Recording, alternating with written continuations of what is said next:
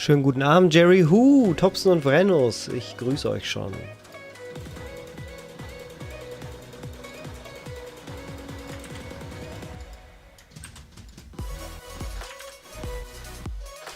Na, kennt ihr das Lied noch? Hallo Plusi, könnt ihr mich gut verstehen?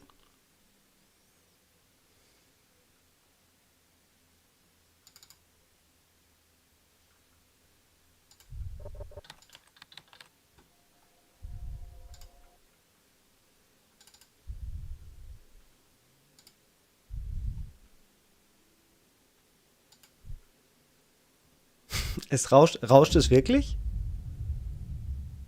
Das wäre nicht gut, deswegen frage ich.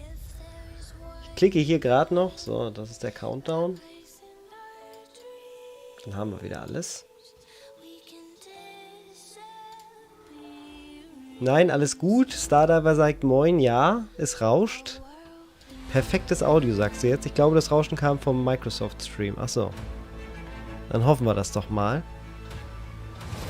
Ja, hier seht ihr noch mal ein paar Sachen. Wir haben uns ja gerade erst vor 2 Monaten gesehen zur E3. So, das habe ich auch uns gebaut fürs Hallo sagen. Hallo und herzlich willkommen zum Heise Online Livestream des Xbox-Event der Gamescom 2021. Die Gamescom findet also statt. Nur vielleicht nicht so, wie man sich das gerne wünschen würde, aber sie findet statt. Und Microsoft drängelt sich ein bisschen vor und vor dem offiziellen Launch, der ja morgen ist mit der Opening Night Live, da wird Microsoft nochmal etwas sagen zu den aktuellen Spielen, die sie dieses Jahr rausbringen wollen. Also keine Neuankündigung, ganz klar gesagt. Wir werden also was zu Halo Infinite erfahren, Details. Der Multiplayer soll ja dieses Jahr starten. Dann kommt noch Forza Horizon 5. Das soll auch noch am 9. November, glaube ich, dieses Jahr starten. Und dann, ja, muss man mal gucken. Vielleicht kommt doch noch was von Bethesda. Die hatten ja gerade die QuakeCon. Da ist ja das Quake Remaster rausgekommen. Ja, Grüße an alle neu hinzugekommenen. Korben sich. Plusi, vielen Dank für alles, was du tust. Plusi, ja, der Moderator auch auf unserem Discord. Ausrufezeichen Discord, wenn ihr dort auch dabei sein wollt. Niemand ist da. Der gute Niemand, Moderator seit Jahr und Tag. So, das war aber die Vergangenheit. Jetzt kommt Gamescom und die Premiere startet angeblich gleich. Wir werden also ein aufgezeichnetes Event sehen. Und ich bin ja mal gespannt. Wir lehnen uns einfach zurück und harren der Dinge, die da kommen. Age of Empires bin ich persönlich sehr gespannt drauf, wie das aussieht. Da war ich ja nicht so überzeugt, als sie das gezeigt haben im E3-Stream.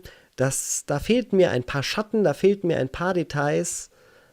Aber das heißt nicht, dass das ein schlechtes Spiel werden muss. Das könnte von Relic Entertainment eine richtig heiße Geschichte werden. So, sollen das 2 Minuten sein oder 2 Sekunden, liebes Microsoft? Ah, geile Sache, Feierabend. Gamescom und dann noch der nette Mann von Heise, sagt 2 Meter. Chapeau, vielen Dank für das Lob. Wollen wir mal gucken, ob es gut wird. Das scheinen 2 Minuten zu sein, ein merkwürdiger Countdown. Ist die Musik zu laut? Ich kann sie noch ein bisschen runterdrehen. Der nette Mann aus dem Fernsehen. Namen Jo! Stolzer Besitzer eines Flight-Yokes, habe ich gehört. Jo. Ja, vielleicht erfahren wir auch was, apropos Yoke, zu der Zukunft des Microsoft Flight Simulator. Da können sie gerne noch ein paar neue Add-ons und alles zu vorstellen. Ich habe gerade mir das neue Mesh-Update in der PC-Version geholt. Oh, jetzt sind es nur noch 60 Sekunden. Und zwar gibt es jetzt auch ein Mesh-Update für Alaska, will ich sagen. Ich glaube, es ist Alaska. Die hatten ja schon eins gemacht zu Neuseeland und zu Island. Die sind beide Deluxe. Also wenn ihr nicht nur auf der Xbox spielt, den Flight Simulator, diese Mesh-Updates von OrbX, ORBX kann mal gerne jemand in den Chat schreiben. Die kann ich sehr empfehlen, die sind sehr, sehr gut. Das für Island ist auch for free, also kostenlos. Nur noch wenige Sekunden. Worauf freut ihr euch? Du bist so eine Petze. Ach jo. Das ist doch schön, dann freuen wir uns alle mit dir. Die Xbox One Series X, One, 360, 180 Original. So, Vollbild. Und dann wechseln wir mal die schöne Sequenz. Pup. Viel Spaß euch. Ah, hallo Niklas, schön, dass du reinschaust.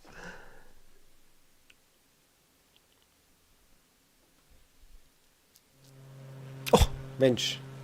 Wird direkt geflogen aufs Stichwort hier. Mit der Lieblingsmaschine vom Jo.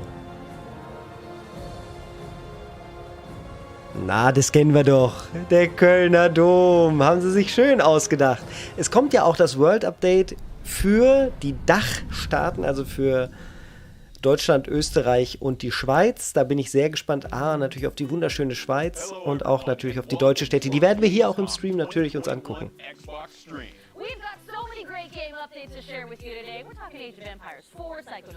Ah ja. Later on, we'll take an extended look at Forza Horizon 5. There's so much going into this, and Playground Games' vision of Mexico is muy, muy... Ja, das neue Forza wird ja in Mexiko spielen.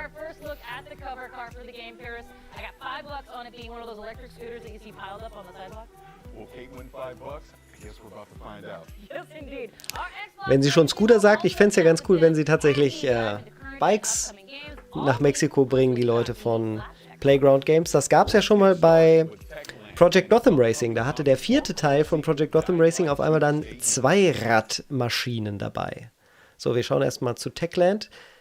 Dying Light 2 mit dem Untertitel Stay Human. I am Timon Smekała, Dying Light 2 Lead Game Design, and this is David Lubryka, Animation Director.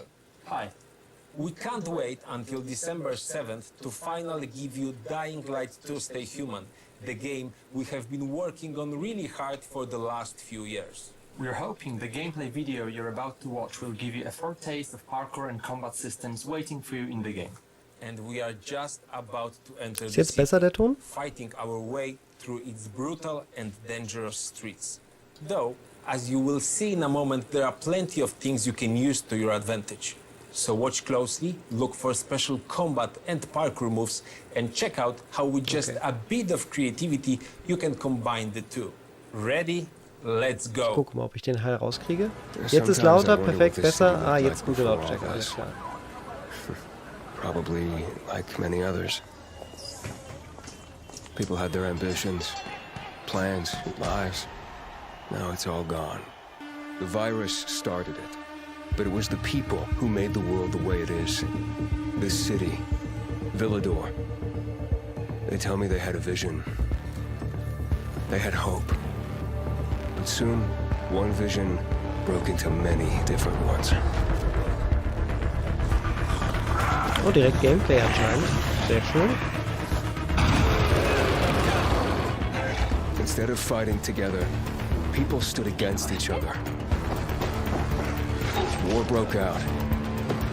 Was it a little bird with a broken leg? Hope died.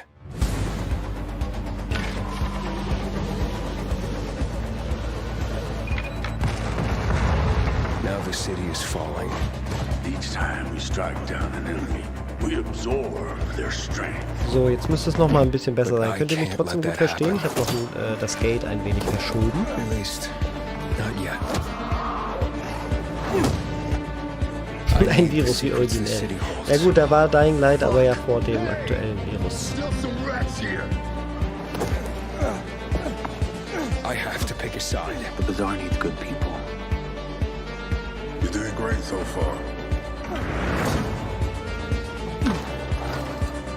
I have to make a difference. Let's check and see. Das Parcours-Element hat mir im ersten Teil von Dying Light sehr gut gefallen. Na, nicht um 19 Uhr zur Gamescom bitte. Ja, da gucken doch so viele Kinder zu. Aber ich wette, im Spiel wird da nicht gestochen. Ja, Nahkampfmechaniken. Auch mit Parcours.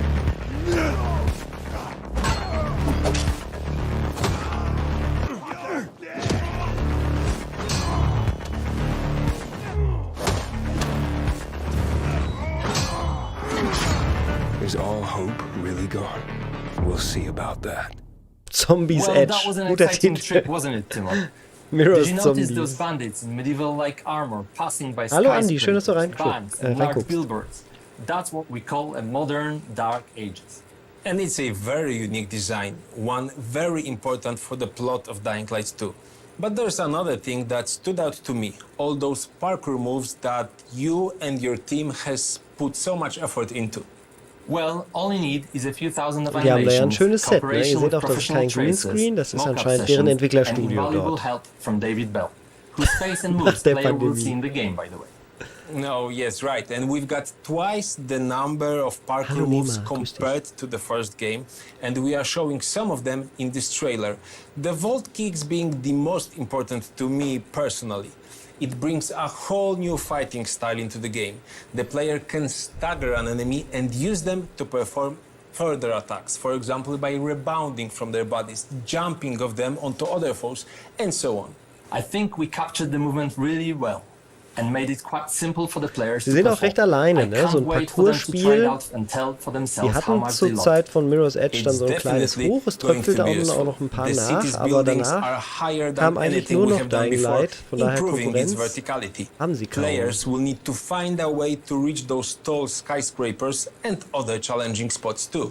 Then it's good we scattered some helpers around, like a paraglider, which can support players in both parkouring and Ghost Runner combat. letztens, sehr guter Exactly, and Hinweis, it's gonna Niklas. do great, especially in fights against humans, which are more frequent and important than in Dying Light 1. It's been over 20 years since the events from the first game, so people adjusted. They are much bolder now, at least during the day. And they are Hier more freut sich schon vicious jemand too. auf Forza Horizon in And der I think that's Nachbarschaft. a great summary of this discussion. Pre-order Weiß Dying nicht, ob ihr Light es gehört 2 habt, da ist and gerade eine explore Riesenmaschine its vast, vorbeigefahren. complex world on December 7th. Thanks, David. Thank you.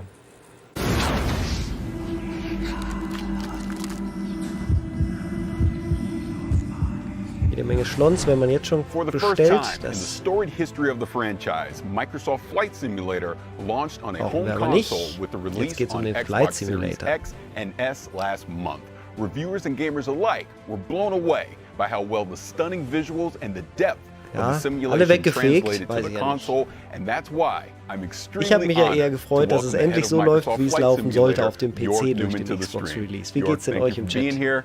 The Spielt ihr last viele time we jetzt met was at fleißig the Xbox den Game Flight Showcase, Simulator and it auf was getting ready Konsole? to come out on consoles. How did that go? It went great. As you said, the reaction to the Xbox console launch was really just amazing. Both from Xbox gamers and from the press, they've been so gracious with their feedback. I don't know if you know, but Flight Simulator is one of the highest rated games on Xbox this year, which I think is just great Gamescom, validation the that the, event that of the the translation accent. of the simulation to the console has Sogar auf seinem really Shirt worked steht well. York. Our usage numbers are through the roof. We are absolutely shattering franchise records, and I can tell you, there have never been more people playing Flight Simulator than right now. So it's an awesome time. That is awesome. Congratulations on the launch, really. But All right. I want to go to the danger zone. So what's going on with Top Gun? There's so much going on Mehr there. Details So zu you Top and I Gun. talked about Top Gun Maverick earlier.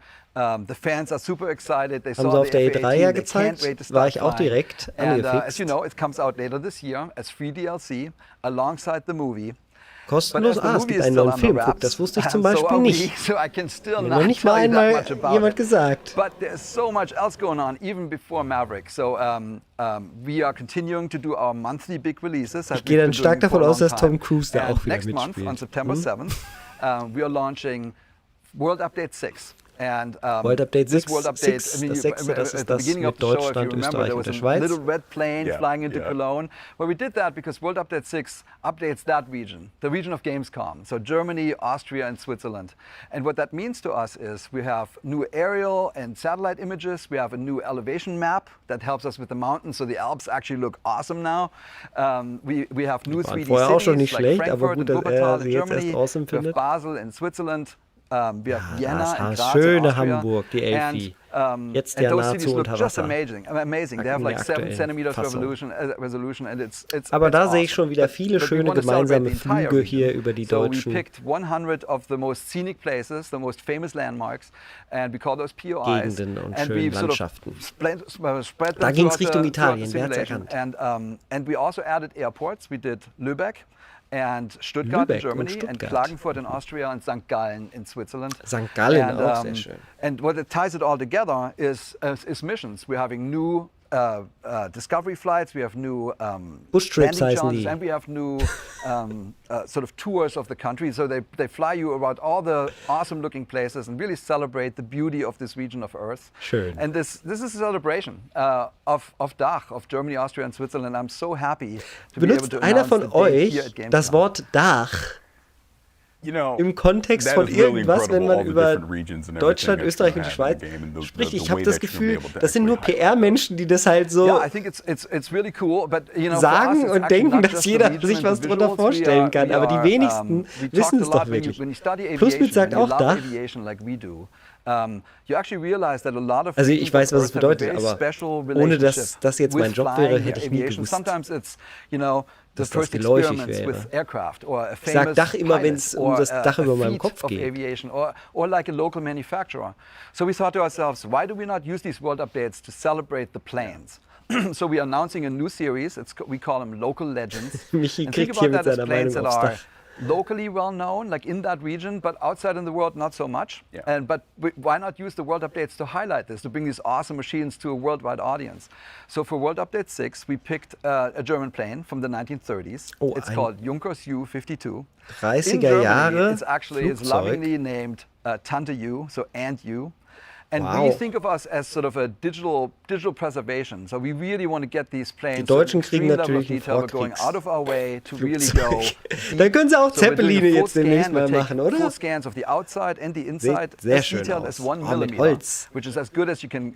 brauchen wir alle einen neuen Junk aus Holz For the und Junkers, we work with Schubkontrolle. Bernd Junkers, who is the Wood grandson of the Edition. original creator of the plane, Hugo Junkers, and he's Welche helping us. He Gegenden had a werden ton denn of bei einem inside Weltupdate materials. aktualisiert? Then Sind we das work nur with an bekannte organization Gegenden? that is Fragt Gunnar preserving one of the Borchers. last Ja, es geht surviving primär um examples die of the Bekannten. Junkers. Also man So nimmt they sich let us scan and take photographs. große And then we were Sehenswürdigkeiten lucky in der that Regel to vor find a oder halt pilot natürlich that schöne Strecken, actually wo flew viel one of those geflogen wird, wie die planes while it was alten. still flying in the real world.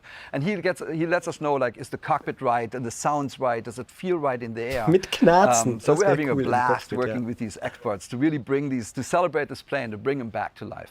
So this is almost like you're creating like a digital museum for aviation inside Microsoft Flight Simulator. Yeah, I mean, it's basically that. It's a museum with flyable planes. So we're working with 40 museums around the world. And it's honestly one of the funnest Sie parts of arbeiten the sogar job. mit 40 you end up Museen working with these der curators of Flugfahrt planes. These are their zusammen. babies. And they sort of see the tooth of time in the real world sort of nagging on their remaining planes. And they're so happy when we come in with our scanning equipment and we're basically capturing their planes. And they know that we can digitally preserve them in perpetuity. And we're actually giving those scans back to the museum so they can do something with it. And it's a great collaboration. Kommt Microsoft in die Museen ein. Wir haben euch wieder ganz viel Kartenmaterial von Bing Maps mitgebracht und alle so, danke schön. Company called Volocopter. And they're making an eVTOL air taxi for urban traffic. So they have a vision of the future, how these drone-type machines Moment, in so einem Ding habe ich doch mal auf der CeBIT drin gesessen. Working directly with the engineering team. Klar, der Volocopter, natürlich. Oder war das die IFA? Da drin habe ich schon gesessen. Das ist ja witzig. Das kommt auch. I mean, you weren't kidding when you're saying that there's a lot going on inside of Microsoft Lustig. Flight Simulator. Is there anything else you want to share? Yeah, there's one more thing. Yeah. I'm so happy to announce that we've partnered with RARA. That's the Reno Air Racing Association. And every year they put on something called the Steel National Championship Air Race. And we're bringing this to Kunstflugmeisterschaften im Flight So Simulator. this is the fastest motorsport. This is right down your alley. It's the fastest motorsport on Earth. nee. And I actually brought you a Kunstflug, sondern little trailer schnell. to look at. So Flugzeuge. race, speed. We go into the danger zone, baby. Let's go ahead and show that. Da gibt es jetzt erste Eindrücke von.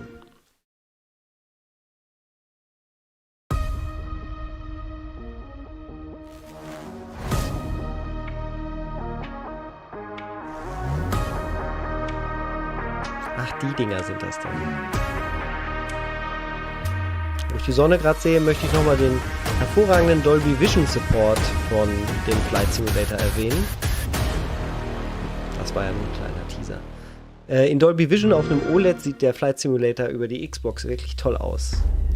Richtig, richtig nuanciert. Auch der Kontrast im Cockpit nochmal eine Stückchen besser fast als auf dem PC. Natürlich nicht vom Detailgrad und den Texturen und all das, aber generell, der PC kann ja leider kein Dolby Vision. Das ist schon wirklich ein Erlebnis, das so zu sehen. Im Herbst sollen diese Reno Air Races kommen. Reno Air Race is actually the largest expansion we have since we launched on Flight Simulator. It's not just because we scanned all the famous race planes of the world, there's lots of them. This is also the first time when you can basically race against your friends and pilots across the planet. And so a competitive multiplayer is coming to Microsoft Flight Simulator, and that will definitely test your pilot skills. And you ask, when is it coming out? This is coming out this fall, so it's right around the corner. Oh, that is fantastic. And you know I have the need for speed, so I can't wait to get my hands on this and participate in some of these air races. Awesome, man. We got you covered. Yeah, all right, thank you. If going fast on the ground is more your speed, keep an eye out for an extended look at Forza Horizon 5 later on in the stream. We'll also talk with Wasteland 3's game director about the game's next big DLC. But first, DLC für if you're an Wasteland 3 Xbox kommt auch Game noch. Pass subscriber, we have some great news for you. Alles natürlich immer im Game Pass, was wir hier jetzt sehen, weil Microsoft alle First-Party-Spiele, also alle, die sie publishen oder selbst entwickeln, direkt in den Game Pass bringen.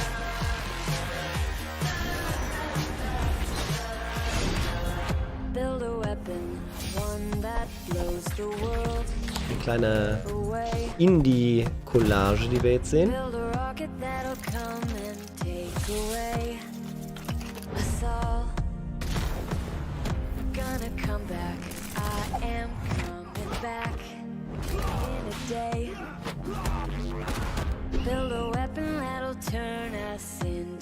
Die Sachen sind auch schon erhältlich. Also Dodgeball Academia habe ich letztens schon ausprobiert.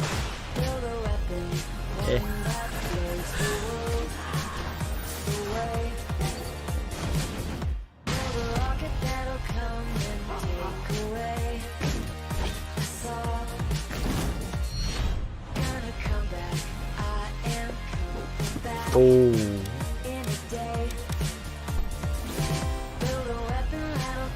Unpacking sah witzig aus. Mal sehen, ob sie nochmal 12 Minutes zeigen. Das ist ja auch erschienen.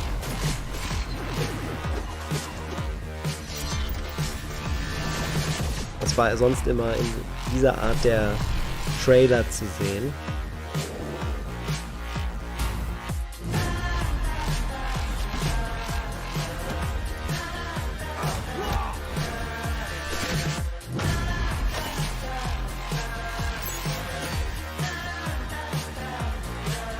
Ach, Pixel sind doch was Schönes, ne?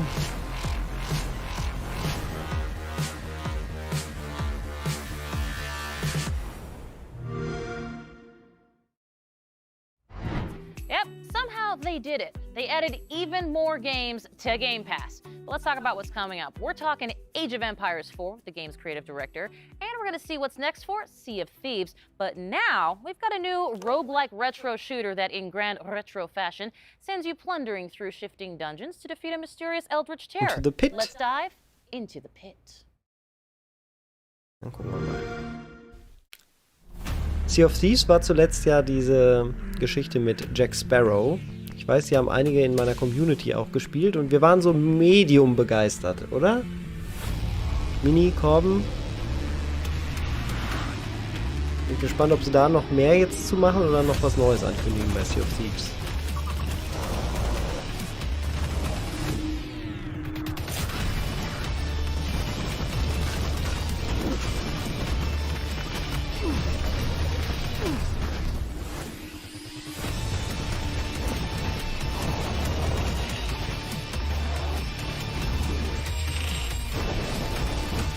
Das sieht so aus, als würde das Spaß machen, wenn man früher viel Hexen, Quake und Doom und so gespielt hat.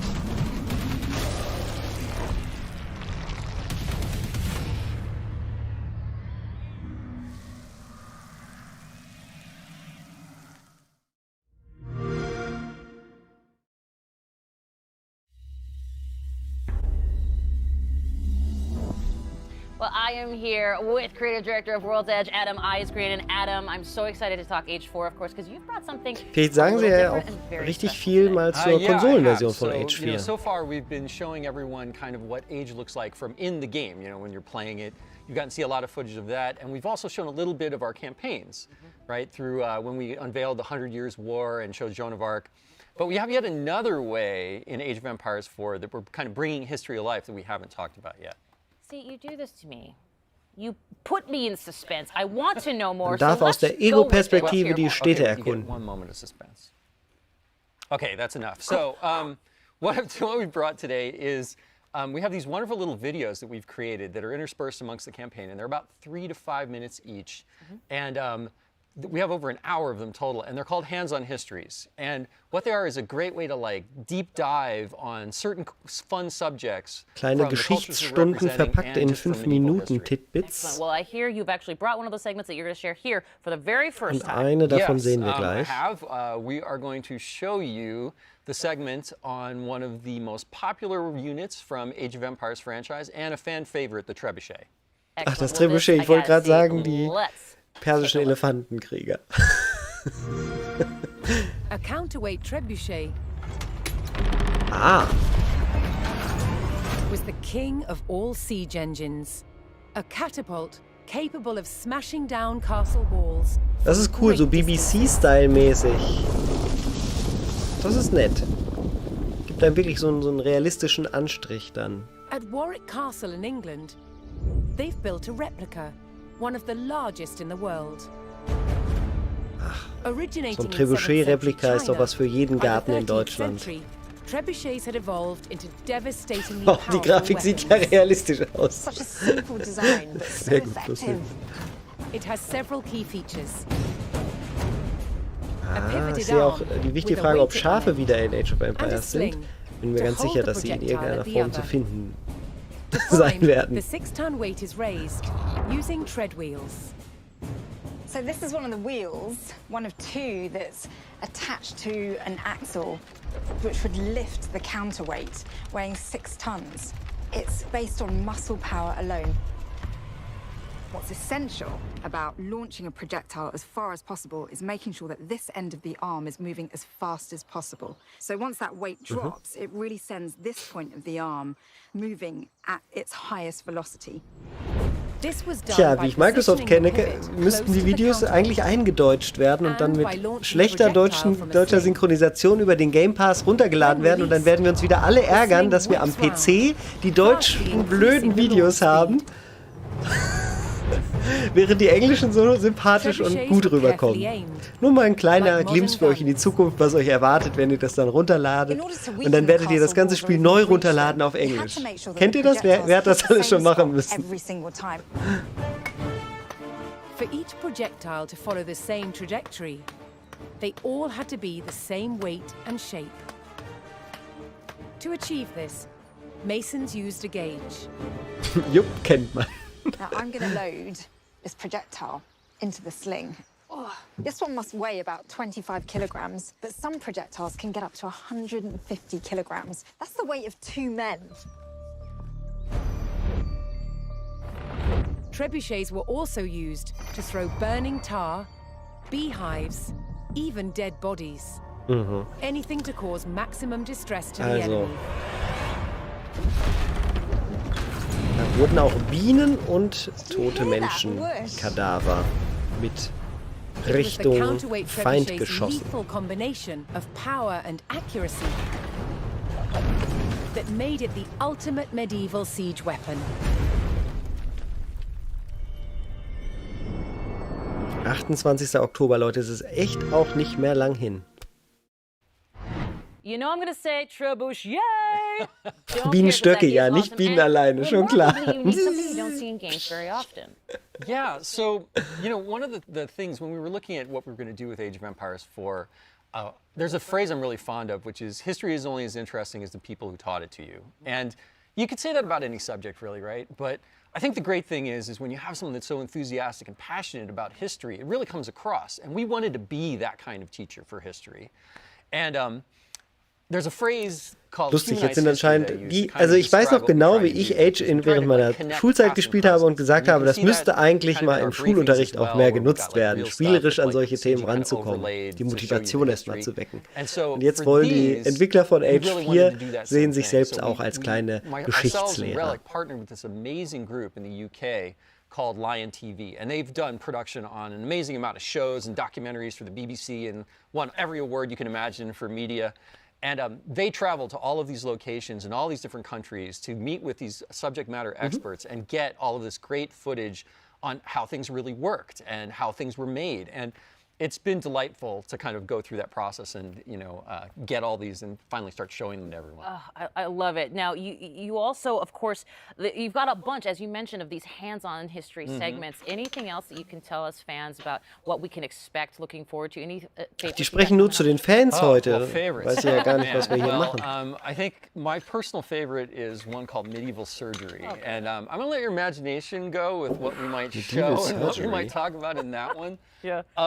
But the thing I love about them is that they go all over the place. So, we've got ones on warfare and castle building and like how they kept flaming arrows from not going out when she shot them. And but we've also got all of these ones on, like illuminated history and falconing and, like horse taming, armor creation. Oh, das war doch Tony Hawk da gerade auf dem... There's even one on Mongolian instrumentation, which is really cool because those instruments, we actually use them in the soundtrack for the Mongols when you're playing as them in the campaign, in the game.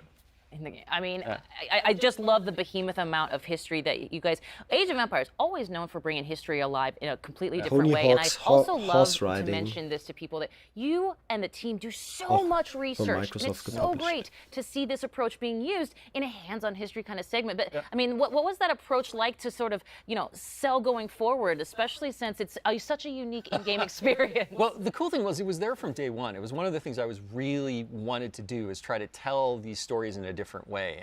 But I'll tell you, like full disclosure, it's been insanely nerve-wracking because we're trying something completely different that no one's ever done before in a game, right? We're history. Also dafür, dass die Gespräche hier geskriptet sind, machen sie es wirklich ganz angenehm. Also wir sehen hier ja immer so kleine geplante Scherzchen zwischen Moderatorin und den Entwickler.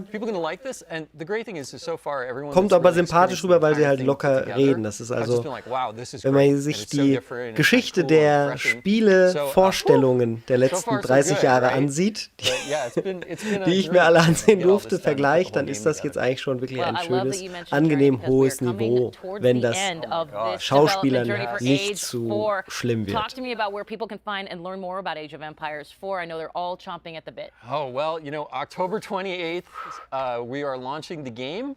You can go to ageofempires.com to learn more about the title. And if you're really, really excited, right now, you can go onto the Microsoft Store or Steam, pre-order the game right now. Auch cool, dass sie direkt Steam noch erwähnen im Microsoft Stream. Da sieht man, dass es ihnen wirklich wichtig ist, dass Hauptsache das Spiel wird irgendwo gespielt. Yes, so Gamescom Opening Night Live. Morgen, Opening Night Live, da bin ich auch wieder am Start. Mit dem guten Historiker und Let's Player Steinwallen wahrscheinlich werden wir uns dann hier an der gleichen Stelle sehen. Wer es noch nicht gemacht hat, immer allen weitersagen. Das wird morgen bestimmt ein Fest. Zumindest der guten Laune, wenn auch die Neuankündigungen vielleicht nicht so groß ausfallen. Aber morgen einschalten. Kurz vor 8.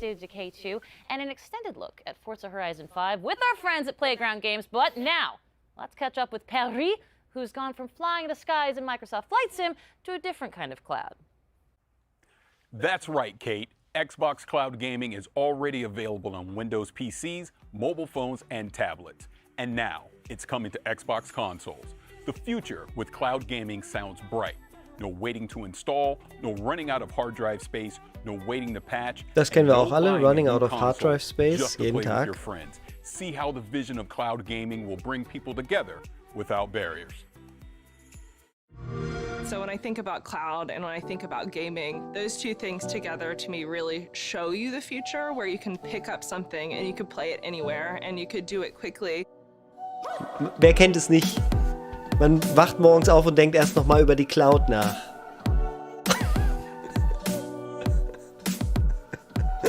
Gaming looks phenomenal. That's pretty great. I mean, that's pretty awesome. This actually looks so good.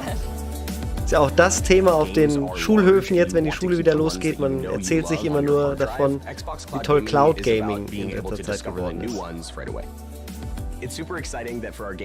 Was ich damit sagen will, ist, dass es den Spielern relativ wumpe, egal wie sie spielen. Hauptsache es funktioniert. Und wenn es dann funktioniert, dann spielen sie halt so, aber sie werden nicht über Cloud Gaming reden.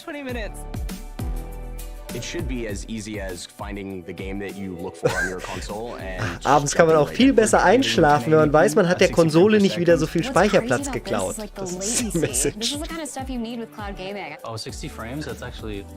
Ich denke nur, zum Glück habe ich mir die Festplatte und den ganzen Download-Zeit nicht dann genommen. Wenn ich merke, dass ein Spiel nämlich nicht so spielenswert ist. Dafür ist es sicherlich für Demos und so besonders gut. If my friends have titles that I don't have yet, I can just wait for them to send me an invite. It makes content just so much more accessible. I really love the flexibility. It's awesome. Everything that Xbox is doing right now is just Niva, sehr schön. Ich habe morgens auch auf der Cloud im Kopf. Paracetamol hilft einfach. Und wer hat schon mal jemanden mit diesen Controllern und seinem Mobile Phone gesehen? Mal ernsthaft.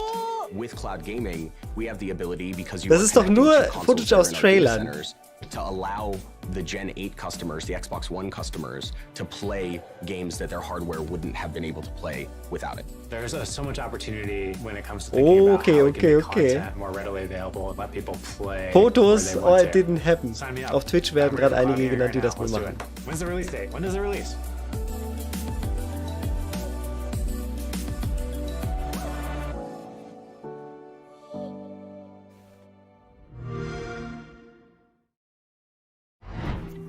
August 9th saw the release of the free optimized update for Hellblade: Senua's Sacrifice on the Xbox Series S and X. With beautiful and rich visuals, thanks to the addition of ray tracing and improved materials alongside performance updates, this is the perfect opportunity to relive Senua's journey or experience it for the first time. And if you haven't played this, do yourself a favor, grab a pair of headphones and immerse yourself into this world. Agreed. Speaking of unique experiences on Ging Game kurz Pass, um Senua's Sacrifice, den ersten Teil aus der Senua-Reihe. Der zweite soll jetzt noch kommen und der hat jetzt Raytracing, Upgrade und Update erfahren. They're also talking with developers from Halo, the Master Chief Collection, Forza Horizon 5, and Destiny 2. So join the live Q&A to get your burning questions answered. Oh, you can catch all of those streams pitchen on sie ihren twitch.tv/Xbox. Dann machen wir das auch noch kurz. Also wer gerade auf YouTube guckt, wir sind auch auf twitch.tv/heiseonline aktiv. That includes never-before-seen areas of the game map, plus cars that have never been in the Forza franchise before. I've loved everything I've seen of Forza Horizon 5 so far, and I can't wait. Now, Kate, there's more games to check out, right? Well, right you are, Paris. Let's talk Wasteland 3. Their newest DLC introduces us to a new cult. The Cult of the Holy Detonation. Wer von euch hat Wasteland 3 gespielt? Ist ja schon lange jetzt erhältlich. Holy Detonation is life. Ich hab's nur angespielt. Hatte damals das Gefühl, es ist sehr viel more of the same und recht erwartbar, was dort drin ist. Aber ich lasse mich gern von euch jetzt überzeugen, wenn ihr sagt, Wasteland 3 ist der Hammer, du musst das unbedingt zu Ende spielen. The Holy Detonation's life-giving glow should be shared with everyone.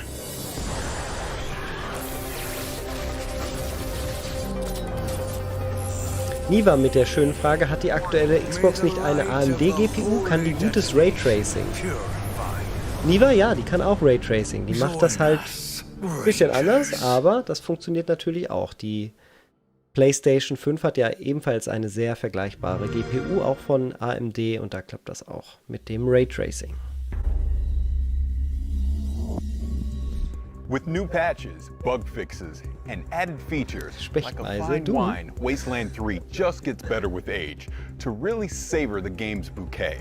We're talking with inXile game director David Rogers. David, thank you for joining us. I'm super stoked to be here. Thanks. So in the trailer, we saw that the DLC is coming out on October 5th, but we know, In Exile, Wasteland 3, you guys have been working on this for a very long time. So can you kind of talk about that journey? Yeah, our dev team has been working nonstop full tilt, trying to make Wasteland 3 the best version of itself it could be. Over the past year since it's released, we've ist man heutzutage ja nicht mehr so stolz drauf, wenn man sagt, unsere Entwickler sind die ganze Zeit am Anschlag. I really think that the version that we have now is the Hab ich was absolute best verpasst? version of the game. And if you've never played it before, now's an awesome time to jump in. Man müsste eher sagen, unsere Entwickler sind sehr entspannt an die Sache rangegangen und konnten daher ihre beste Arbeit abrufen und die tollsten Dialoge schreiben und sich die idealen Facetten der Balance Right, so you've heard erdenken of und sie Cheyenne einbauen. Mountain, right? Yes. For those who haven't, Cheyenne Mountain is this top secret military complex buried deep in the heart of Cheyenne Mountain in the middle of Colorado. It's designed to outlast a nuclear winter.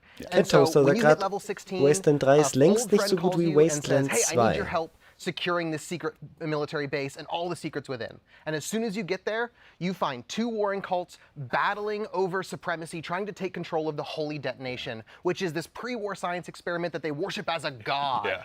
And, these cultists are Da kenne ich insane, übrigens, they're mutated, also die Idee ist they've nicht gone neu, totally die ist aus mad, Fallout 3 and, und all da they wanna ist es do direkt is die share holy erste, radiation with das you erste and Dorf, your entire das erste Ranger Settlement, team. was man How dort trifft in generous. Fallout 3.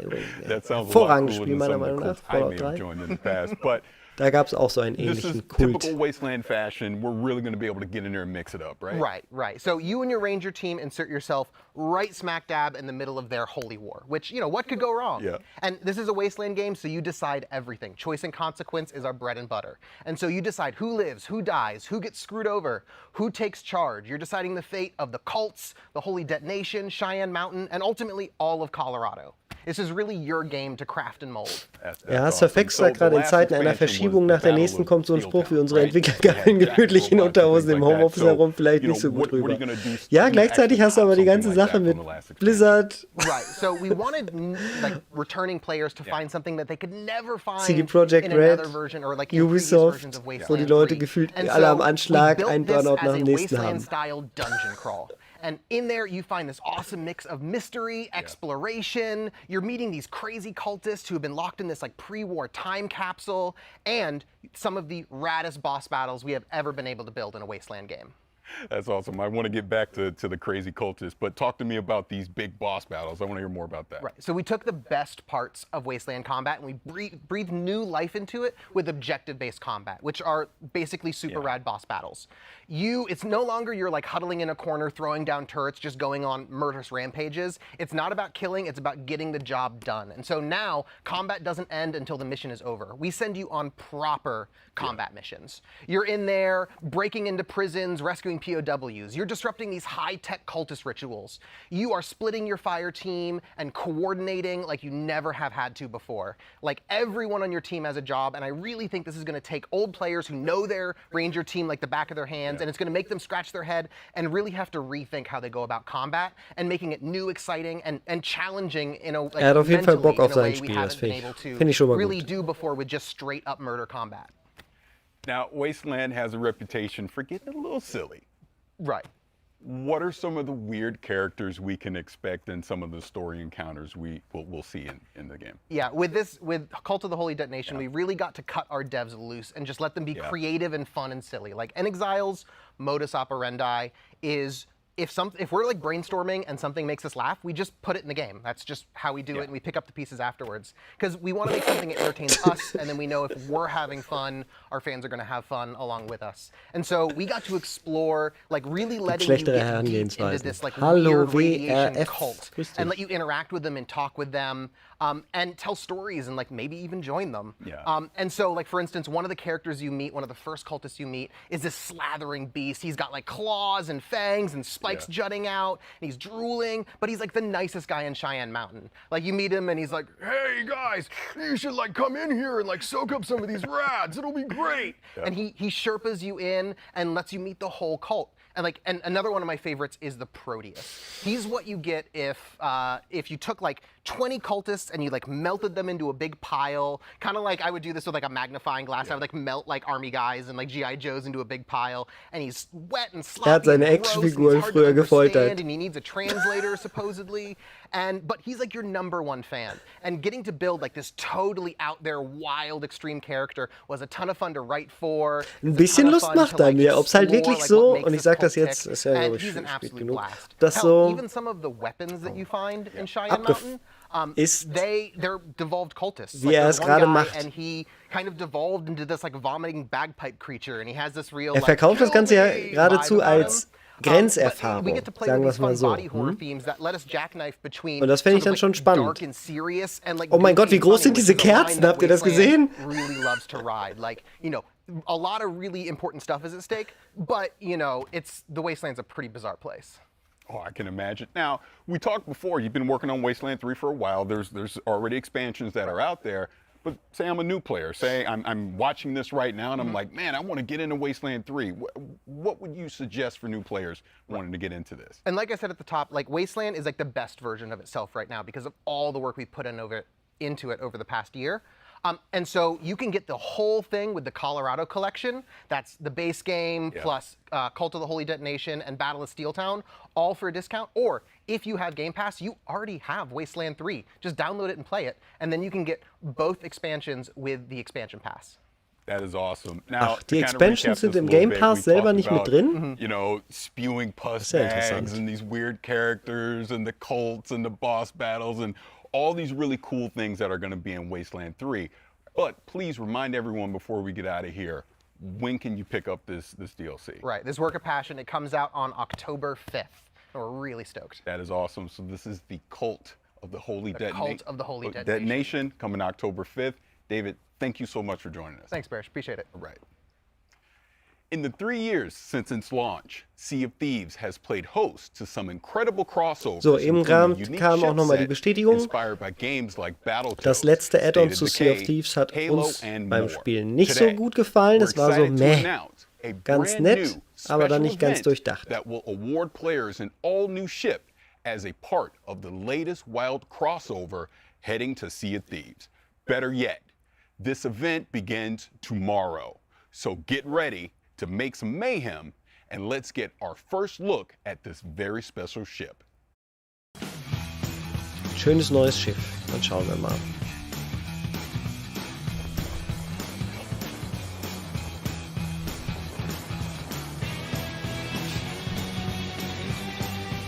Borderlands Ship.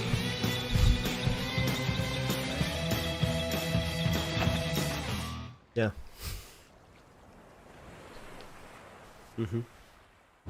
Guten Tag, everyone. Really cool to be a part of this all-digital Gamescom event. And we were thinking, what's the best way to kind of celebrate Gamescom and to be a part of this as Sea of Thieves? And so we're really excited to reveal that we're bringing the Mayhem ship set that you've just seen, a really, really cool ship that's inspired by Borderlands, into Sea of Thieves. And we're giving all of our players a chance to earn it during kind of the Gamescom time period. Sieht aber auch nicht so anders aus, ne? Das ist ein Skin. Borderlands team to bring this ship to life.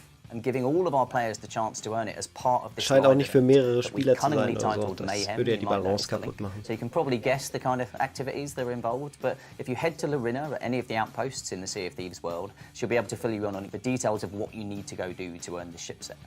So we hope everybody gets a chance to take part in this awesome time-limited event. So it starts today, and it runs through to September the 7th. So that's the time period you've got to get your hands on the Mayhem ship. Wie findet ihr solche limitierten Events? Hatte No Man's Sky ja auch letztens. Da gab es gewisses Schiff aus Mass Effect. Der Mini hat es sich geholt, der ist auch hier gerade geguckt zu. Da war ich ein bisschen traurig, dass ich es später nicht mehr kriegen konnte, die Normandy aus Mass Effect. Limitierte Events sind doof. Sagt der Mann, der sich die Normandy geholt hat.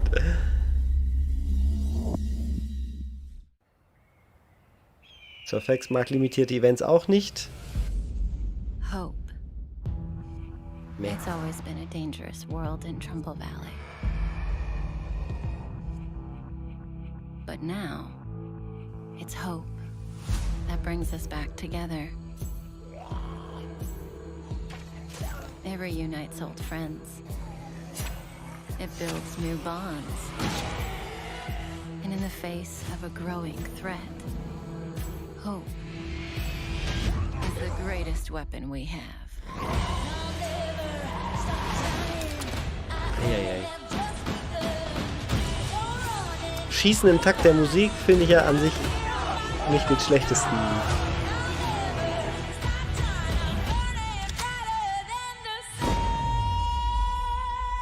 Spoiler.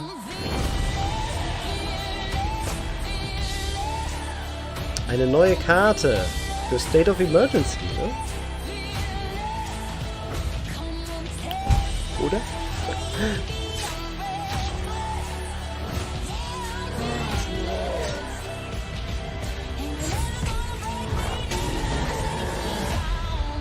State of Decay. Entschuldigt. State of Decay.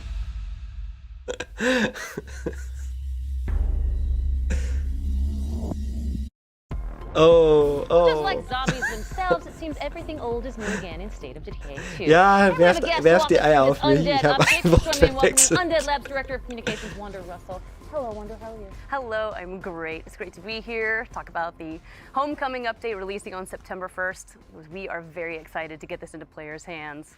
Hättet ihr Lust drauf, das mal zu spielen? Ich würde es gerne mal ausprobieren. Obviously, we are coming back to Trumbull Valley. We were there for Heartland, the update, back in 2019. Talk to me about the differences, and I'll sit right here and listen, because you're adorable.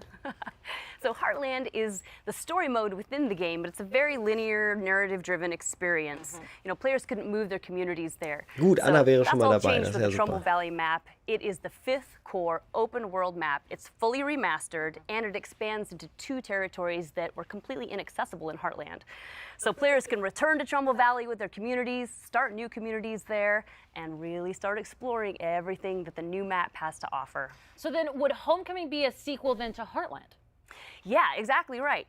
So the events in Heartland kind of play out. You see what happens in Trumbull Valley. So we think of it as the 3rd part of our Trumbull saga that began with the original State of Decay game, continued into Heartland, and now we see what has happened since then and what storylines might be coming to a close.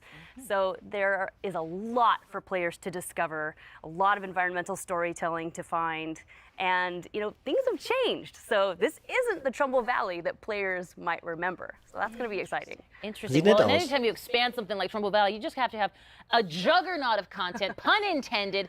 Talk to me a little bit about what some of those things are that players can get in on here now in the expanded Trumbull Valley. Yes, a ton of new content. In fact, we're doing something unique with the Trumbull Valley map. There are items there that you can only Kleiner find Hinweis on an that meine map, Community, nowhere else in ihr the könnt schon mal die game. Downloads 12 anwerfen. new Das hats and outfits, 10 new very cool schauen wir uns in dem weapons. aktuellen Zustand auch 6 schon new mal an, um bases, 2 new reinzukommen. achievements for achievement Wenn ihr Lust hunters. habt. And on top of that, we are adding the game's 12th bounty pack. So that will be available from the bounty broker across all maps. Dann machen wir ein schönes heißes Spiel zusammen, wo wir dann Homecoming I zeigen. have ever seen go into the game. I'm so excited for people to find them. A juggernaut amount of content, and I don't care who sees that second pun of the day. That works out great. Well, let's talk about the State of Decay community, because it's absolutely an integral part to this entire franchise. And State of Decay being on Xbox Game Pass, how has that impacted the community? How has that impacted the game? Talk to me about those. It's been fantastic, and you know, we have an amazing community. We love them so much. In fact, one of the reasons we're doing Trumbull Valley as a map is because it was one of the most requested features from the community, which also makes it very exciting for us to be able to say, we did it, you get it. And we have a major milestone that we're celebrating. State of Decay 2 has 10 million lifetime players. 10 million lifetime hang your hat on that. I absolutely love that. That really great. Nicht aktive Spieler, Lifetime-Spieler. Aber trotzdem, das ist keine kleine Zahl. Fantastic work. Well, speaking of Xbox Game Pass, let's give me the deets one more time when it comes to the update. So the update releases September 1st. It's a free update for all State of Decay 2 owners, and it's included in Xbox Game Pass. Happy Homecoming. I love it. Thank you, Wonder, very much. My pleasure. Now we move from Trumbull Valley to the Lost Valley of Akria. This mystical location trades zombies for ancient warrior clans, forgotten temples of long-dead god kings, and a healthy dose of hack and slash. All this awaits in Stray Blade.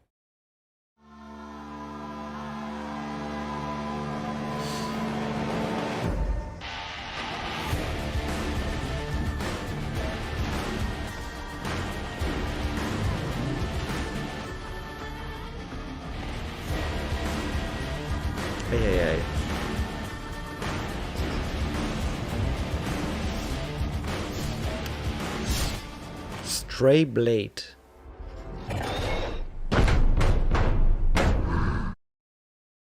In Stray Blade, you discover the mystical lost valley of Akria, a world which ranges from overgrown temple ruins to frozen caves and winding canyons. A game world that changes based on your victories and plenty of dudes to stab in blade-to-blade combat. If that weren't enough, you even get a fuzzy little pal to help you out.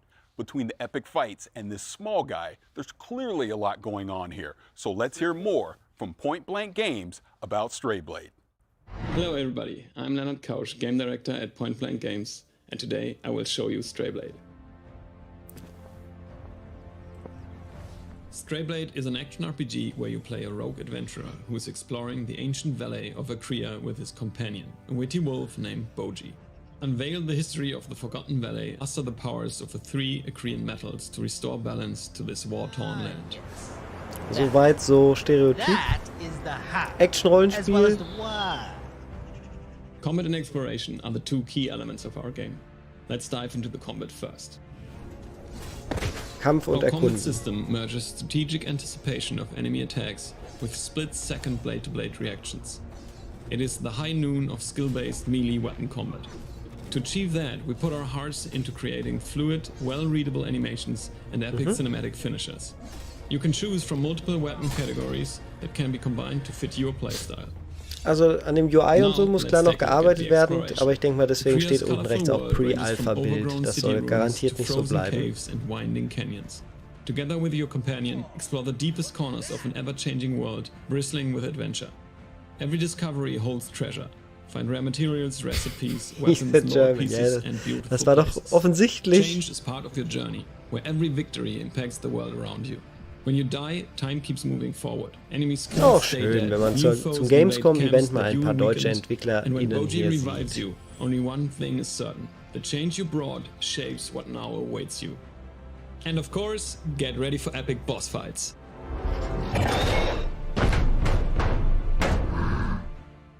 We hope you enjoyed the first look at Stray Blade, which will be out next year. And keep an eye on our social media channels for more information.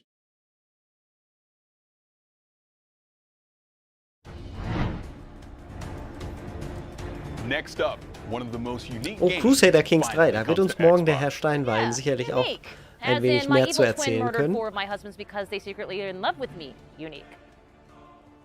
In case that didn't tip you off, we're talking Manche about nennen ihn Crusader ja den Kings 3, mittelalterlichen a medieval grand Dating-Simulator. strategy and role-playing game that has you trying to defend your royal line from those that would conquer your kingdom, and evil twins apparently. Yeah. It's coming to Xbox as an adaptation, not a direct port, meaning that the UI and controls have been refined to bring that grand strategy experience to a controller. Not to mention bringing the grand strategy experience Die Konsolenversion to my comfy kommt living room davon. couch. We'll all be ruling from our throne room soon enough. Check out Crusader Kings 3 now, coming to Xbox consoles.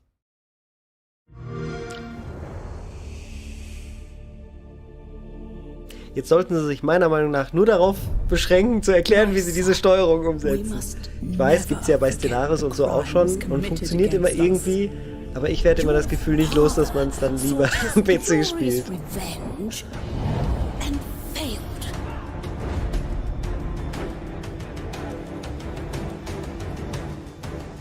Never understood that the greatest wars Ja, ja, are guck won mal, machen with sie sogar, finde ich super. weddings, not warriors, with daggers, not swords.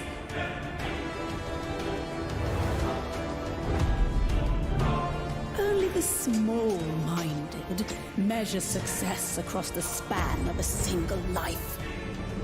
The real game is played across generations. Brennus fragt, kommt diese Gamescom nichts von Nintendo? Jedenfalls noch nichts, was angekündigt wäre.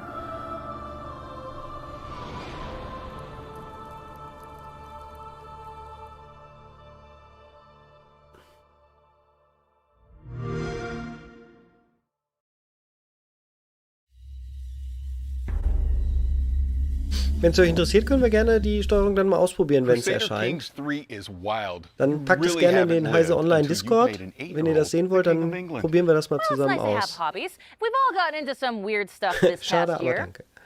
Weird like Diving into people's brains and exploring Man kann doch auch Tastatur und Maus an der Konsole nutzen. An sich richtig, Gunnar? Das wäre auch eine interessante Frage, ob das dann geht. Also, es gibt Spiele, die das unterstützen, aber manchmal hat man dann so ein Spiel wie dieses. Und ich könnte mir gut vorstellen, dass sie das dann daran einfach nicht gedacht haben, das auch mit einzubauen. 2005, when Psychonauts originally came out, was a different time for gaming. Und Psychonauts 2. Battlefield 2, Call of Duty 2, they were great games, for sure, but they were all big, beefy shooter games.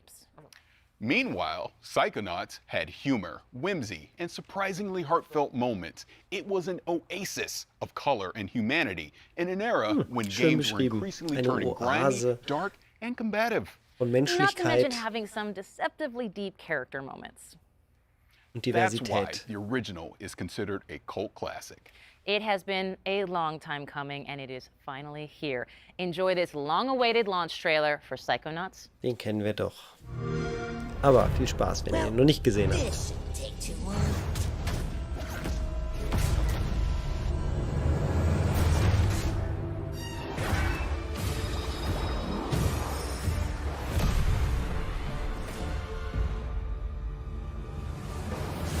With psychic powers, he dives into your mind. My name is Raz, and I'm the new intern.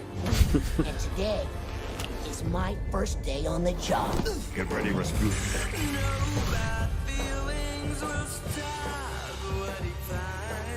Did you forget everything I taught you about levitation, Rasputin? I'm not supposed to check out equipment to Brennus, nee, das verhindern sie nicht mehr wegen Jailbreak. Ich meine, du kannst ja sowieso, wenn du die Xbox, jede Xbox seit der One-Serie, kannst du auch in den Entwicklermodus bringen und dann funktionieren Maus und Tastatur auch auf den ganzen Emulatoren und dem ganzen Homebrew-Kram. And I've got eyes on me. All I see is another unruly peasant. Oh boy. When man doom is fine, turns our world on its side. Oh, one man can save us. Mind reader. It wouldn't be the first time the Psychonauts underestimated Maligula's power. Leave it to me. Nicht Mass, Raz für Rasputin.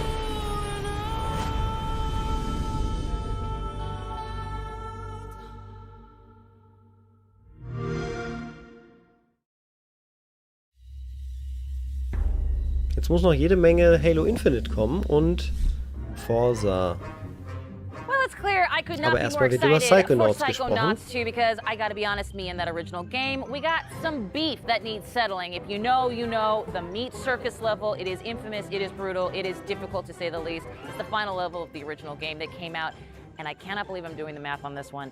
16 years ago, Tim Schafer and Lizette Teatree Montgomery. I am definitely dating myself, but you all welcome from Double Fine Productions. Thank you so much for being here. Tim, can you believe it has been Was hat sie 16 years? gerade I almost gesagt, said indem ich 19 aufkläre? years. I'm definitely dating myself. Yeah, Habe ich das it richtig feels like verstanden? only yesterday, but it kind of was for Raz because the story picks up right where the first game left off. And even though it has been Schön, a dass man lot of Tim mal years, wieder it's sieht. it's a game that matters a lot to us. We really love it here at Double Fine, and we know that a lot of fans, it meant a lot to them. And so we really want to be true to the spirit of the first game, which we were able to do because we brought back a lot of the same voice actors, and we also have a lot of people on the team here that worked on the first game, as well as bringing on a bunch of new people like Lisette. Thank you. It was really important for us to carry the legacy forward, especially the cool style of Wonk that is very prevalent in the first game. Style of Wonk. Just put it on a shirt. I'm in there for it. Let's roll it back a bit. Of course, this can be a kind of a trippy idea if you're not familiar. Psychonauts, they still jump into people's minds, I'm assuming, like the first game, right? So if a Psychonaut sort of dove into my brain, it would be like a lot of Ted Lasso quotes and French Bulldog memes. Am I correct, Tim? die ich würde auf Deutsch sagen, Psychonauten springen in die Köpfe von Protagonisten und erforschen dann, was da im Kopf so alles vor sich geht. Das kann sowas sein wie Depression, das kann sowas sein wie Sucht. Und deswegen gibt es halt diesen großen menschlichen Aspekt, den man in diesem Spiel sehr subtil zum Teil auch gar nicht mitkriegen kann. Ich kenne Leute, die haben dieses Spiel gespielt und gedacht einfach nur, das ist ein total abgefahrener, verrückter Plattformer, so wie Mario. Aber wenn man hinguckt und sich Gedanken macht, dann steckt da sehr viel drin. Niemand, das machen sie auf jeden Fall. Forza 5 wollen sie sogar, wenn ich das richtig verstehe, nach der Show so eine richtig lange Geschichte zu machen. Da könnt ihr mir schon mal schreiben, ob wir dranbleiben sollen oder ob wir nach der Hauptshow euch in den Feierabend entlassen. Now, of course, it wouldn't be Psychonauts without new mental demons. And I'm sure it's happening in Psychonauts 2. What does this mean? Does it mean basically is that we're finally able to slap COVID anxiety in the face? Well, I don't know if you get to slap anxiety in your face, but you definitely get to slap some panic attacks. And COVID definitely caused a lot of those. In addition to panic attacks, some of our old enemies have also come back. Our sensors are our favorites, and they're definitely here. And in addition to that, we also have our doubts. And some new enemies. There's our lovely sensor. Also, some regrets. Some flying regrets weigh you down. Doubts hold you back. Schön, dass Sie das jetzt mal hier erklären. Das ist gut. Da ist der Enabler, supports negative thoughts. It energizes our whole combat troop. So we have a whole cast that you can battle and fight with. Including the new bad mood. Including the bad mood. Which is the electric storm of feelings that you have to fight. Oh, das ist der Bad Mood. So sieht der aus. The original available now on Xbox Game Pass, by the way. Wink. Tim, why is Raz so good at rummaging through brains? Raz is, he has some very special skills. He has two whole sets of skills, one being the acrobatic skills he learned growing up in a circus. He can balance on tightropes, jump on trampolines, swing on trapezes, and that helps him navigate and get around to all kinds of interesting places. But he also has this other side to his personality, which is that he's a powerful psychic. So he can levitate objects, he can... Der gute Olli, der auch hier zuschaut, spielt gerade den ersten Teil wieder im Stream. Olli, du kannst gerne deinen Twitch-Stream mal Link in den Chat hauen. Ich war nämlich überrascht, wie gut der erste Teil immer noch aussieht und ihr spielt die PC-Version, wenn ich mich recht erinnere, ne? Sogar in Widescreen. He has the power of time bubble, which is just change and slow down how things are moving by changing people's perception of time. And he also has the power of projection, which allows him to pull an archetype, a personality, out of his unconscious mind and bring it into the world that he's in, like a companion in battle or in puzzle solving. But let's talk about the story for a second, because as the original Psychonauts, we saw Raz training to be part of an organization, and now perhaps he's part of a whole organization at this point. And are there other brain agents, other Psychonauts out there that maybe grew up in a completely different circus? Yeah, we have a lot of new characters in this game. We do. We have a lot of new characters in this game. As soon as Raz arrives on the headquarters, he immediately gets introduced to the interns. And the interns quickly tell him and show him how he fits into the organization. The bottom. They're right down at the bottom. Nachgedacht worden, bevor diese Vorstellung des Spiels so jetzt hier aufgezeichnet wurde. Das finde ich wirklich gut, wie sie das gemacht haben. Auch wie es jetzt nicht nur ein Tim Schafer-Game ist und Tim Schafer kurz erzählt, was er wieder als Designerlegende sich alles ausgedacht hat, sondern dass die beiden das jetzt da machen.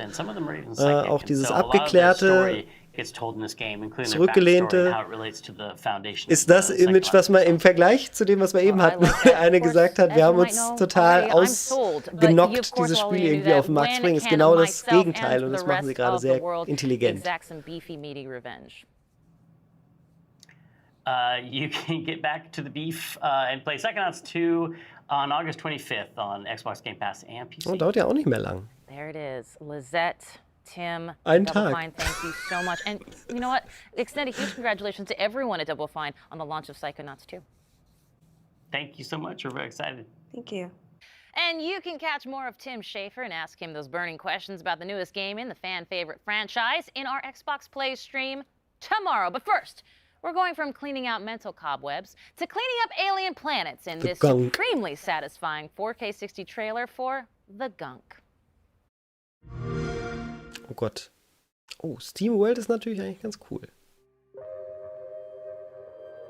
I don't like this weather. I'm pretty sure the ship's insurance won't cover alien storm damage. You have to be careful out there. The Gunk's eating everything here. Wisst ihr noch damals die ersten 3DFX-Karten, wenn man das erste Mal solche Dinge wie hier den Gunk animiert in 3D-Welten gesehen hat? Da konnte ich mich gar nicht satt sehen. Und wenn man jetzt noch damit interagieren kann, sowas ist immer total toll. So Physikspielchen. Hervorragend. Auch in 2D macht das schon Spaß. Kennt ihr noch The Goo? Auch hervorragend. Bags. Oh, please, Bags.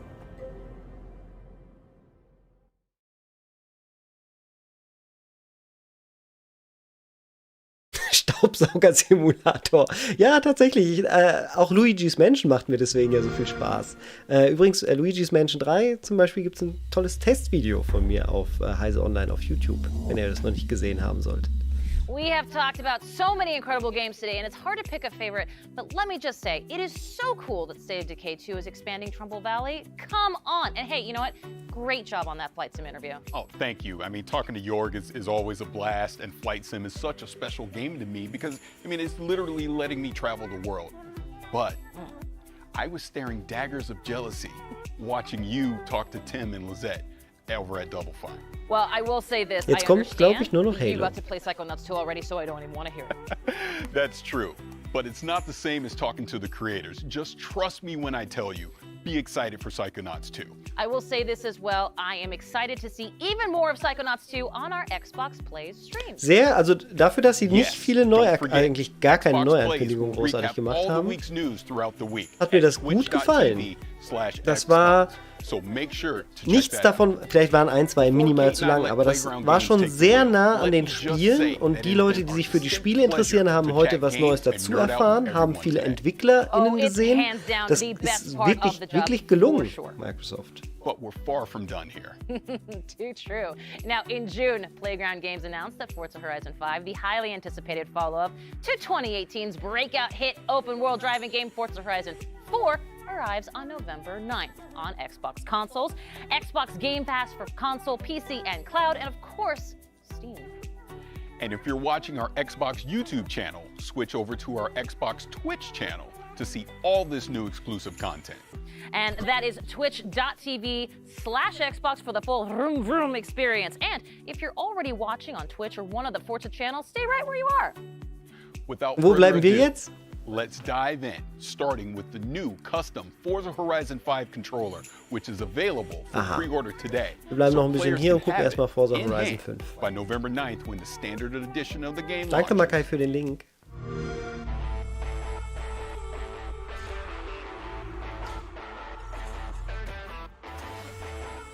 Das ist jetzt hier was für den guten Domina Rigel im Chat.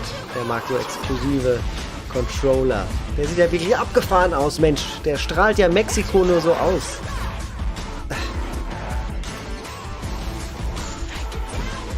Ich bin persönlich auch ein Freund von abgefahrenen Controller-Designs. Oh, sogar mit transparent. Ich habe noch meinen transparenten Gameboy hier um die Ecke. Damals 93 oder so habe ich den gekauft. Wisst ihr den, wo man alles von der Hardware innen drin sehen kann? Und hier konnte man anscheinend die Rumble-Motoren sehen bei ihrer Arbeit. Schlimm, ne? Schlimm, wenn man so einen Quatsch gut findet.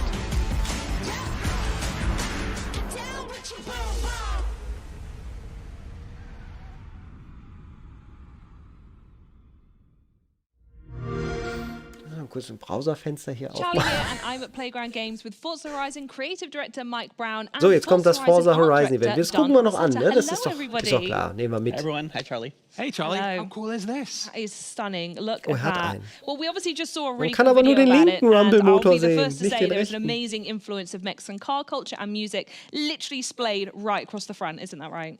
Absolutely, it just feels like it's a part of the Horizon Festival, like it's just dropped out of the game into your lap. Absolutely. Absolutely love it. And there's so much we do want to show the fans, and it's been quite difficult to decide where to start. Schon wieder So nur den can you maybe Fans. tell us a Was bit more soll about das? the game, Mike? Sure, yeah, so Forza Horizon 5 is bringing the Horizon Festival's unique brand of fun and freedom to beautiful and vibrant Mexico.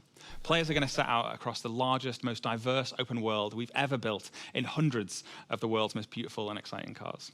Yeah, and people think that Mexico is just a desert or a beach, but there's so much more to it, isn't there? That's right. Even though it does have pretty awesome beaches and a number of amazing deserts, it also has vast canyons, hidden temples, awesome, beautiful historic cities, and even a towering Diese versteckten Tempel, die wollte ich mit meinem Ferrari ja schon immer mal erkunden. Forza Horizon 5 showcases powerful, all-new graphical features, but what more can you tell us about that? So yeah, our Mexican HDR sky captures really illuminate the world to the point where you feel like der Sky you're really Capture there. wieder. Der war doch schon in Forza Horizon 4 der letzte. Ray tracing is utilized in Forza Vista to really make our cars look more true to real life. You'll encounter the smallest of details as you Ich sag schon mal jetzt, was ich gleich sagen werde, weil gerade nichts Neues sagt über die Sky Texture da. Das Spiel wird im Stream gleich wieder genauso aussehen wie Forza Horizon 3 und Forza Horizon 4. Yeah, that's right. Aber wenn man die Dinger dann nativ auf der Konsole auf einem richtig guten Fernseher sieht, dann sieht man die Unterschiede. Und dann sieht das, Neues habe ich jetzt noch nicht gesehen, aber dann sehen die dann doch wieder sehr viel besser aus als das Vorgängerspiel. Das ist einfach diese Generation von Konsolen, die wir jetzt haben. Früher sahen die Sachen am PC, wenn man sich die Trailer angeguckt hat, fast noch besser aus als auf den Konsolen und den alten CRTs. Jetzt ist es so, die Sachen, die wir hier jetzt im Stream erleben, sehen in Natura mit dem richtigen Equipment alle viel, viel besser aus als das, was wir hier sehen.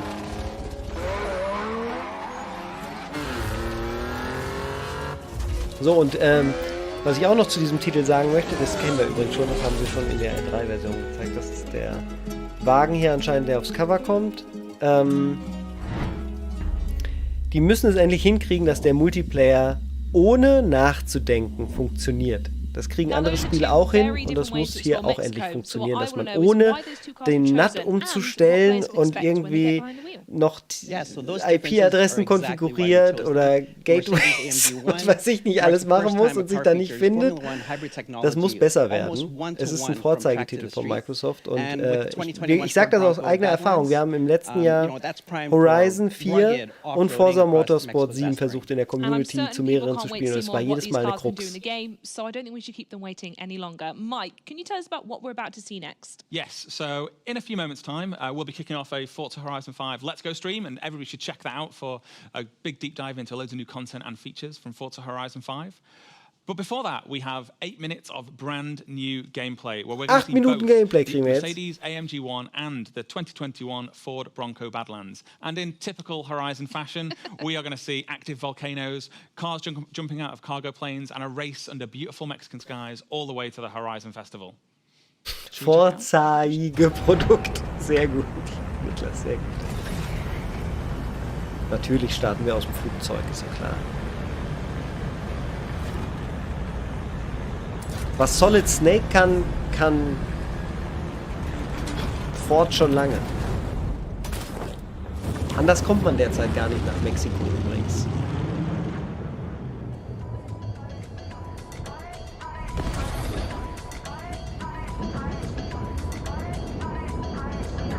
Okay, ich kann euch jetzt schon sagen, dass die Lava rechts, sie sieht gerade fast schon nicht so toll aus. Aber wenn die dann auf einem geilen HDR-Fernseher, da wird dieses Detail zum Beispiel sehr viel mehr beeindrucken. Ford Bronco Badlands, atop of the towering, snow-capped Gran Caldera volcano. See you on the other side!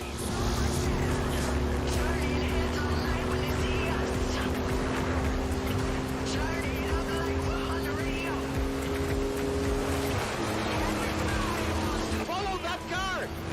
Drück doch endlich RB!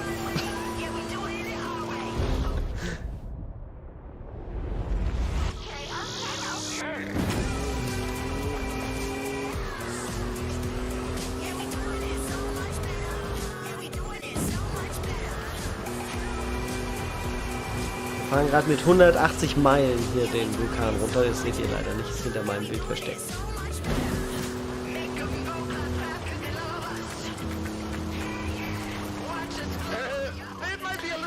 Habt ihr euch alle schon ein Spiel für den Winter vorgenommen? Macht ihr sowas? Wo ich gerade das Datum hier sehe, das wird gerade eingeblendet. 9. November kommt das raus. Wäre ja zum Beispiel so ein Spiel, ich spiele über Dezember Forza Horizon 5 oder ganz viel Halo Infinite oder Fliege im Flugsimulator.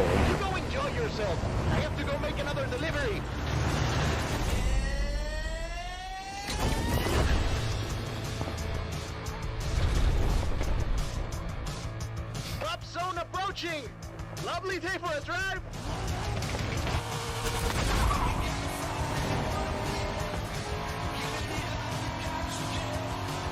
So now we see the 2020 Corvette Stingray tearing up the asphalt towards a dust storm in the Mexican Corvette. Hey. Unendlicher Grip.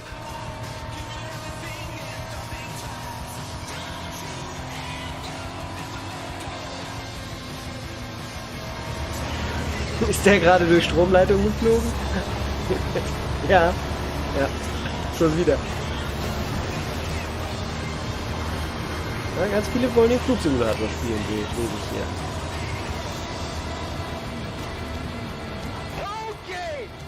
Na, Bogomil, das wird bei mir genauso sein.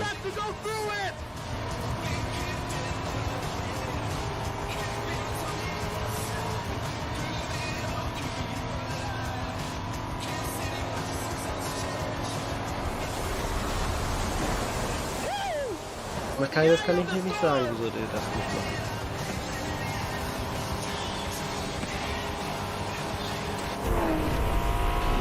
Also was ich bisher jetzt hier sehe, haut mich persönlich nicht so weg. Ich habe allerdings auch schon Forza Horizon 2, glaube ich, über 180 Stunden gespielt. Das erste habe ich über 100 Stunden gespielt.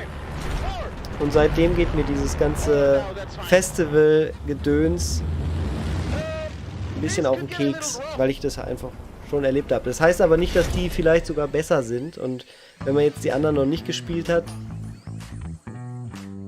dann ist das hier vielleicht genau das Richtige. Ich werde immer müde, wenn ich Forza Horizon spiele. So geht's mir. Weil es so... ich will jetzt nicht belanglos sagen. Es sieht halt nett aus, es sieht auch immer besser aus, aber es macht eigentlich nicht mehr als die ersten zwei Teile.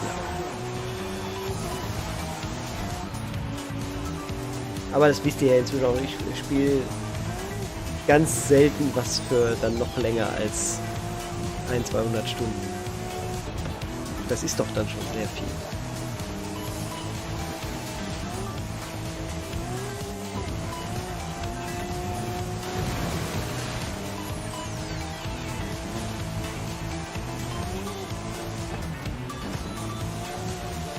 Vielleicht aber auch eine Berufskrankheit, damit man nicht immer damit man den Überblick behalten kann und immer möglichst große Bandbreite und neue, andersartige Dinge erlebt.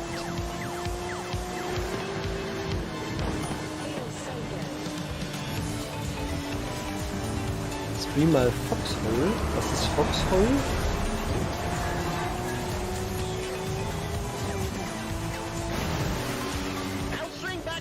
Kälte spielt immer Schlacht um Mittelerde. Das ist ja...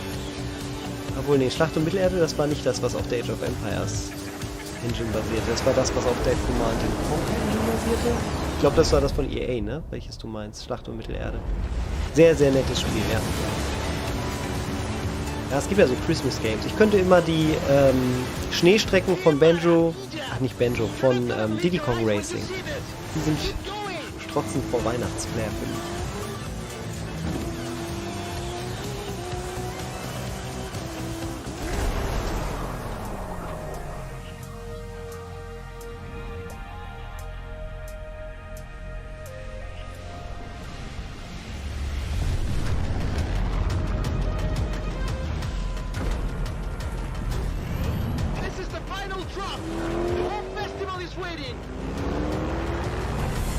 Was ich noch sehr cool fand von Forza Horizon war dieses Lego-mäßige Add-on, was sie, glaube ich, zu 3 gemacht haben.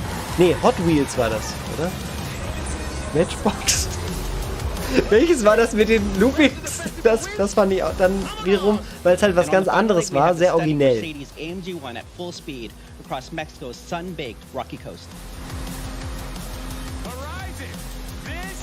Lego war 4, Forza Horizon 4, okay, alles klar.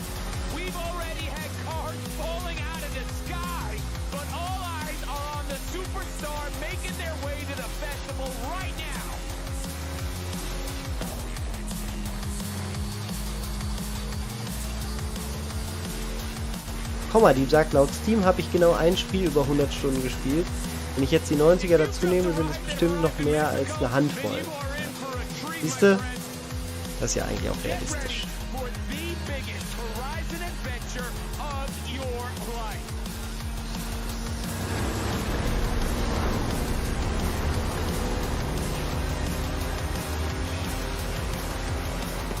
Ich meine, es gibt sicherlich die Spieler und Spielerinnen, die Forza Horizon 100 Stunden gespielt haben, das zweite auch 100, das dritte 100, das vierte 150 und sich jetzt auf das fünfte freuen und das wieder so lange spielen werden. Mir wäre das persönlich zu eintönig.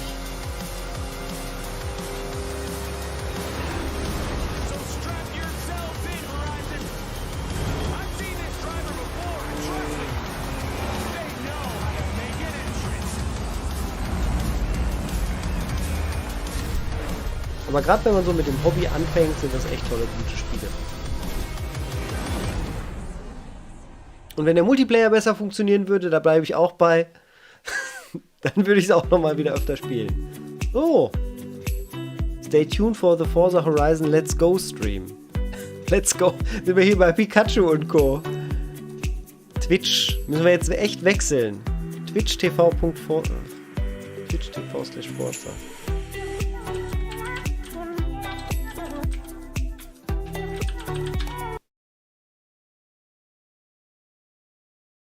So, der muss jetzt aber auch 1A direkt starten, bitte. For those of you who just turned up, we have just wrapped the Gamescom 2021 Perfektes Timing, die Leute sind ja super organisiert heute. So please sit back and enjoy our latest episode of Forza Horizon 5 Let's Go live with Playground Games. We have an excellent show coming your way. So first, in case you missed it, we're going to be recapping the major Gamescom announcements from just a few moments ago, as well as taking a closer look at the Forza Horizon 5 Limited Edition Xbox wireless controller and the initial drive gameplay. Then we'll take the freshly announced cover cars for a bit of a spin and debut a brand new showcase event, as well as a few more cars. Ich glaube, das wird sich nicht lohnen, hier dran zu bleiben. Ich glaube, die machen nämlich eine Stunde. So, Mike and Don. Wir wollen lieber was über das Event sagen. Kein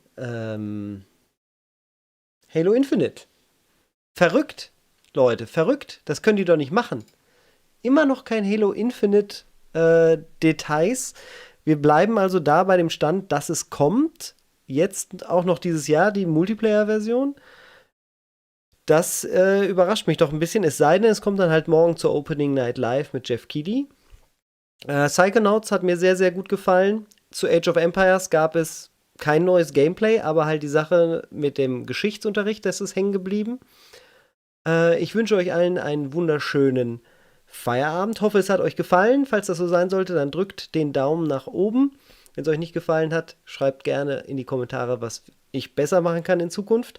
Die heiße Spielstreams laufen nach den Politiker-Interviews, die ja zur Wahl gerade aufgenommen werden, wo ich sehr stark eingebunden bin, werden die auch wieder starten. Das heißt, Input ist gesucht. Was wollt ihr sehen? Soll ich mit der Xbox mal die Emulatoren ausprobieren und da irgendwie Nintendo-Spiele drauf zocken? Wollen wir das mal in einem heiße Spiel abends machen?